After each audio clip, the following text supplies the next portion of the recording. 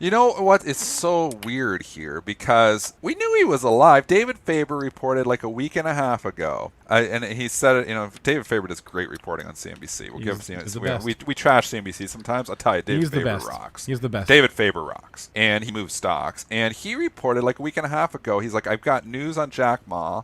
And like he is alive. He said he's alive. He's just off. He's just not present. He's not locked up. He said all this stuff. And I had puts on Alibaba. This is when Alibaba was back at 228. You can see the big green candle. I believe that one day. Get rid of this. This 229. retraced history. So back like the 13th we're looking at, I believe it was. And I had puts. I bought puts on Alibaba because I was like, I don't know, maybe he's dead. Like maybe I don't know. We don't know where Jack Ma is. Maybe he's locked up. Maybe he's detained. When David Faber came on CNBC that day and said he's not detained, he's not dead. He is alive. He's just, staying out of the, the spotlight here for a bit, and probably asked maybe by, we don't know why, but he's been staying up. And as soon as he said it that day, I was like, oh, I'm selling my puts. So I turned around and sold my puts. I had puts bought for protection, to protect the rest of my Alibaba position because I was nervous about it. So I know what's going on with Jack Ma. As soon as he said that, I was like, okay, I'm selling my puts. And I mean, the stock went up a little bit that day, but we already knew this. And now they rally at $16 because we know Jack Ma's alive. David Faber reported this a week ago. So I'm like, this is just stupid. This is a stupid move. I think I'm long Alibaba, no puts. I know. I like it. I'm making a lot of my money back because it got crushed here. But I feel like selling it all today.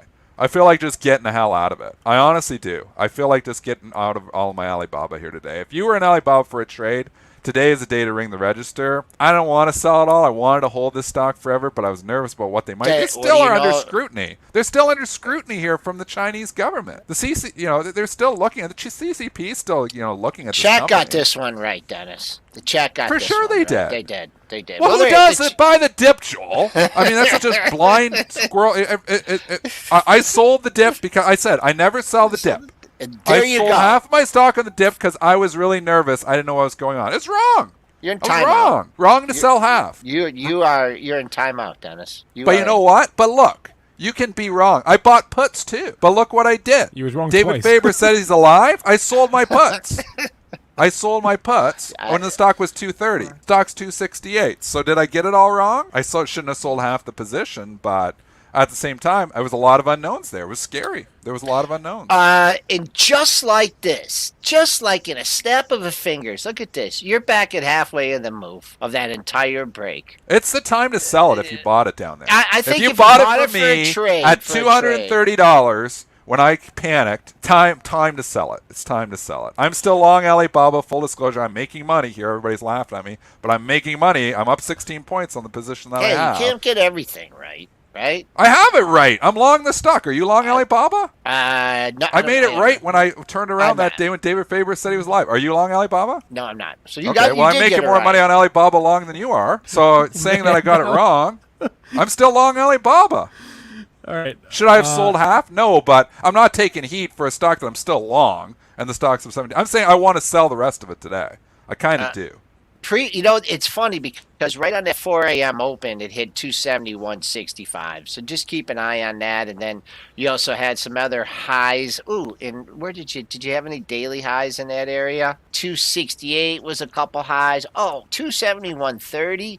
So that coincided nicely with the December 4th high. So you are opening a little bit of resistance, but good news. We'll see if people ring the register. That's the great thing about trading is sometimes two wrongs do make a right. In this case, I think that happened. All right, let's bring on. Well, I bought the puts. I'm just saying, I bought the puts because I was nervous that Jack Ma was dead. I was honestly nervous that they actually might have him in jail or he might be dead.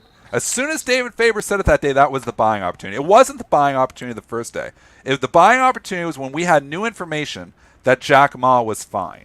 And the stock was at 228 when David Faber came out. It ran to 240 that day and 250. Now it's coming out and people are like, oh, Jack Ma's alive. They're buying way late to the party here now. I think this is a sell today. I do think it's funny was too, a sell. like the reaction day when you look at it, the actual reaction day when and I put it on there when that was announced, that was the low of the move that on that day. That's always the day though. It's the capitulation day. Yep. I mean, a lot of times, if we get more information, we never had any negative information after that. So we said this was a headline stock. So anybody who bought it on that first day, I'm going to tell you right now, you're not going to like to hear it. The people who bought on the first day, if you bought this at 211 or 212 or 213, you got lucky because you didn't know what the next headlines were going to be. The smart money bought the day that David Faber said that Jack Ma was fine.